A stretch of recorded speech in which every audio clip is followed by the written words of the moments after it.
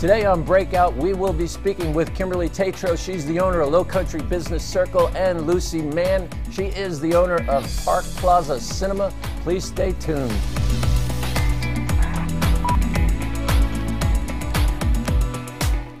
Hello, greetings, and welcome to Breakout. I'm Ed McCullough. Our guest today is Kimberly Tatro. Kimberly is the owner of Lowcountry Business Circle. Kimberly, welcome to the show. Thank you, Ed. It's nice to be here. Lowcountry Business Circle. What's the snapshot? What does Lowcountry Business Circle do? Lowcountry Business Circle started out as an online marketing company. We do a lot of email blast. We advertise for smaller businesses in our local area.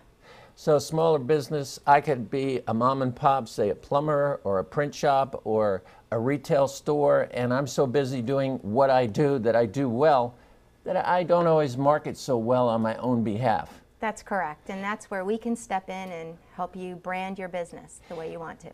And if you market for me as a member of Lowcountry Business Circle, I have to believe that you have the ability to get some advertising for me at rates that are perhaps more competitive than I could get myself. Yes, that's right. We have several partnerships. One of them is with 104.9 The Surf, another is with Adam's Outdoor for billboards. We're going to have billboards here soon. We work with Time Warner. And you also mentioned email blasts.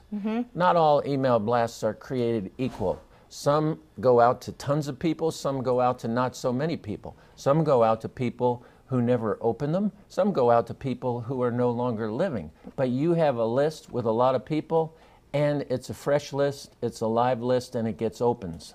Yes, it does. And what we've done is over the years, we've collected thousands of emails, and our email list is a little over 30,000 right now. They're double opt-in. We're bulk email approved, so that means that they don't go to spam and they do get opened. And we have a following, so people look for our emails, we don't bombard them, and they get opened and read. And when you say you have a following, Lowcountry Business Circle, I actually think of it as the good housekeeping seal of approval for businesses in our local marketplace. When people see that, I'm seeing that logo in my mind's eye. What is that? It's like a plant of some kind. Is it like a palm leaf or something? And there's a circle, but I can see it. And when I see that on a truck driving down 278, I think, oh, Kimberly has vetted them, and they're a good business, and they get reviewed, and they're on the website, and I can rest assured that I'm going to get some good service. Correct. And what we do is before we let someone into Lowcountry Business Circle, we ask for 3 references. We check those references, and then we make sure that those businesses have reviews, because those reviews are what's going to set them apart.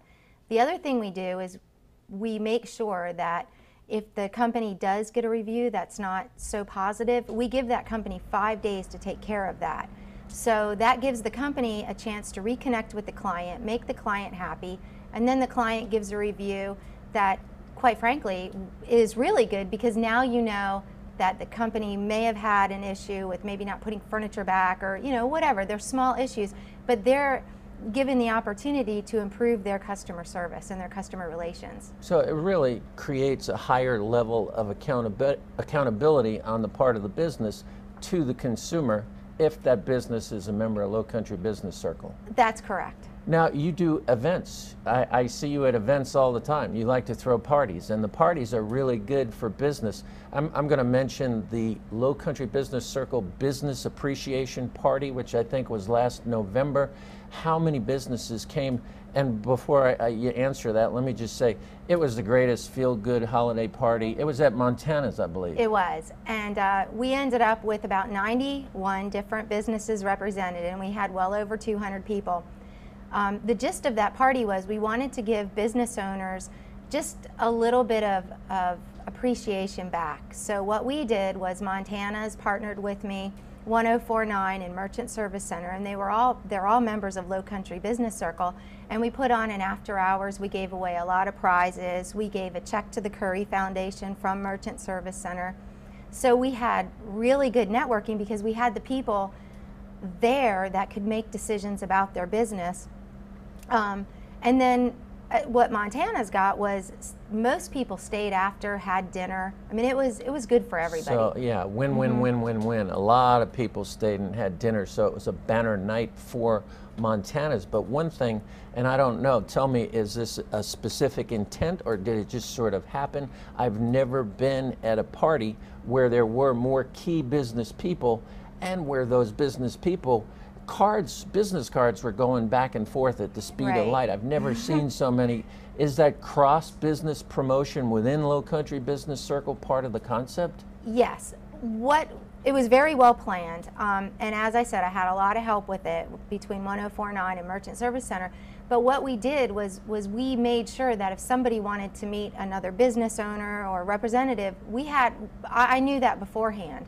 So we were able to make introductions and kind of act as ambassadors, if you will. And there was another great party, the Bluffton Block Party? The Bluffton Block Party, yes. The Bluffton Block Party I did with Buckwalter Place, Matt Green, and Kevin Sevier from State Farm. And we were able to raise $3,000 for Operation R&R. So that was a great party. We had 2 bands.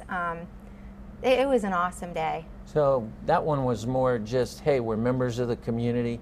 Let's pick a really worthy cause, Operation R&R, which provides vacations for returning vets. And let's throw a great party, let's raise some money, and let's give it away.